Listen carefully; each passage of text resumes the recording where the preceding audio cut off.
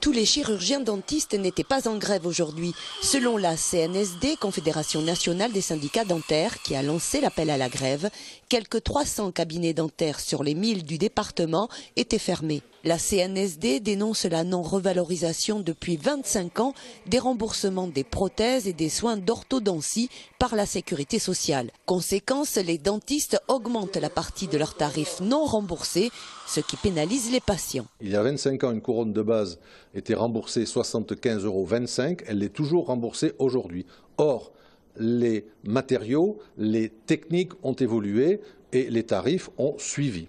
Les pouvoirs publics font peser sur nos praticiens la responsabilité de ce mauvais remboursement des prothèses qui est fixé, encore une fois, depuis un quart de siècle maintenant. Pourquoi les tarifs sont-ils différents au centre-ville d'une grande capitale ou à l'extérieur dans une petite campagne? Il y a des frais de charge, des frais de location, des frais de taxes professionnelles et j'en passe qui sont différents évidemment et des frais de réalisation de ces prothèses qui peuvent être différents en fonction du patient.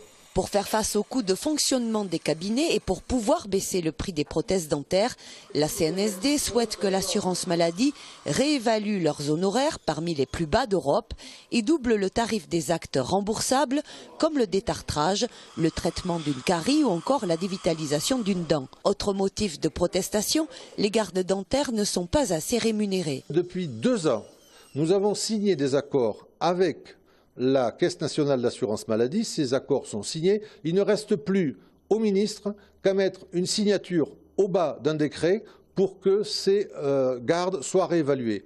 Pourquoi ne le fait-il pas? On ne sait pas. Les dentistes adhérents à la CNSD sont en grève illimitée des gardes jusqu'à la publication de ce décret. De plus, les télétransmissions des feuilles de soins papier seront bloquées dès demain jusqu'au 8 février pour alerter et impliquer la sécurité sociale.